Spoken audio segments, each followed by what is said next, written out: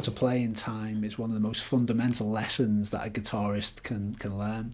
If you can't play in time, then you'll never be the guitarist that you want to be. Having a good sense of time is essential.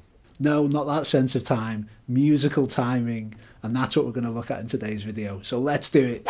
Now, timing is one of those things where some people naturally have a good sense of timing, and some people don't, all right? And they're just the facts. If you want to learn how to play in time, then you need to understand time signatures and how beats work in music.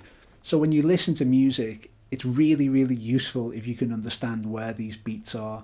And in fact, you'll never be able to play in time unless you can identify the beat of a piece of music.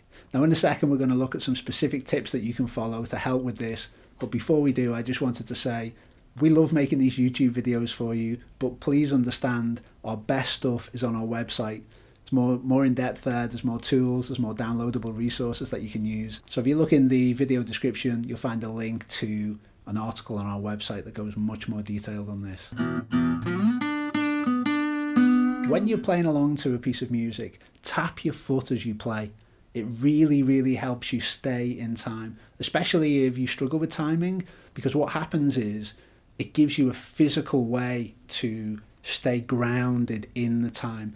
One little tip here though, just make sure that the foot that you're tapping is on the leg that your guitar isn't on, because I've seen people try to tap the foot that the guitar's on, and then the guitar starts going up and down. So yeah, when you're playing a piece of music, tap your foot before you start playing to get used to how you're going to play it, then join in with the strumming, but keep your foot tapping as you play. Okay, tip number 2 is count the beats as you're playing. Now, I'm not a huge fan of this, but I have seen it work really well for some of our students, and that is count while you're strumming. Now, the only problem with this is that some people concentrate so much on the number 1, 2, 3, 4 when they're playing that they kind of mess up their chord changes because they're thinking so much about the numbers. That's not really what we want. But just to get you established in a piece of music, especially if you're really struggling with it, then counting in your mind, if you know, for example, you've got 4 beats on a G, 1, 2, 3, 4, and then that's the time to change to whatever, a C, 2, 3, whatever it might be. I don't know what the piece of music is, but counting along and knowing, okay, I do 4 on the G, I do 4 on the E minor, I do 4 on the C, I do 4 on the D. That can be a good way to sharpen up your timing. Okay, fun quiz. I'm going to play you a chord and I want you to tell me what song it's from in the comments below. Pretty mysterious type of E minor chord. If you know what song that chord's from, drop it in the comments below. Okay, tip number 3 is play with a metronome. The metronome is a musical device that keeps time, basically. And it sounds really boring and dull, but it's a really useful bit of kit. An app that a lot of our students use is called Time Trainer, and that's just a smartphone app with a metronome on it. But there's tons out there, and they all mostly do the same thing. So don't feel bad about using a metronome. Metronomes are tools that professional musicians use all the time. And what it does is it just creates a consistent beat. You define the tempo, and then the metronome will play a beat that's consistent with that. When you start playing around with a metronome, set it to say 80 beats per minute and try playing along with it. If you've never used a metronome before, try and play a chord on each beat. And you want to stay in lock with the metronome. Metronomes are super reliable, so your timing has got to be spot on, and you'll soon find out whether you're playing in time when you start playing along to a metronome. If you find metronomes a bit too boring, then play along to a drum beat. A drum groove has got a lot more character than a metronome has, and I personally find it easier to play, and I prefer them because it encourages you to develop your own sense of musicality.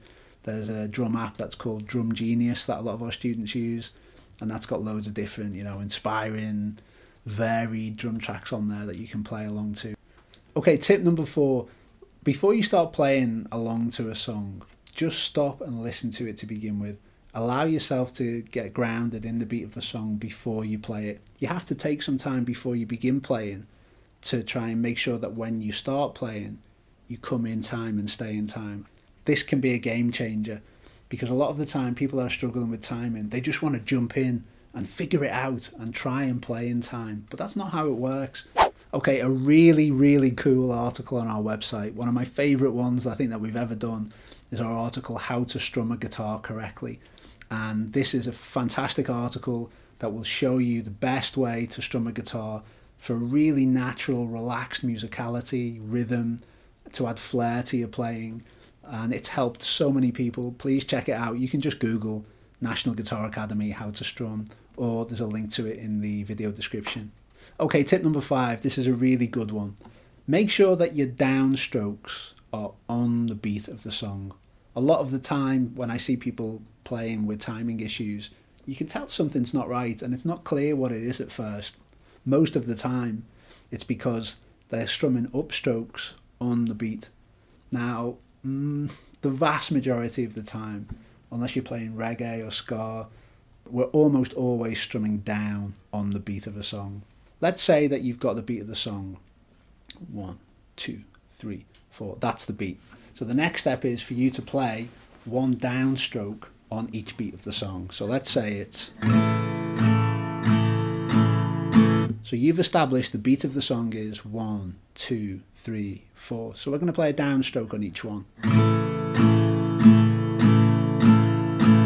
The next step is to add an upstroke in between the downstrokes. Now this is the bit that people often struggle with because they want to play down, up, but that's not right. Downstroke should be on the beat of the song. Remember that. Okay, so what we do is we play 2, 3, 4, 1, 2, 3, 4, 1, 2, 3. Then we add the upstrokes in.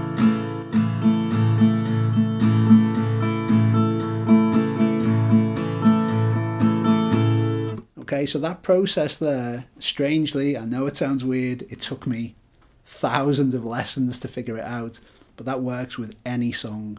Now, of course, not every song has a strumming pattern that's that regular, but that's okay, you can finesse that over time. For people who are struggling with timing and want to be able to play in time, they just want something they can hang their hat on, which will work on every song. So think carefully about that, and if you can feel when you're playing something, I've drifted out here, something's not right, almost always you can get back on track very quickly if you make sure that you're strumming down on the beat of a song. So if you can pick out the 1, 2, 3, 4 beats of a song and see if you're playing it in a way where the upstrokes have crept in, that's a warning signal that you've gone out of time, almost always. Downstrokes should be on the beat of a song. If you enjoyed this, please like the video, subscribe to our channel. Remember, we love making YouTube videos for you, but our best stuff is on our website.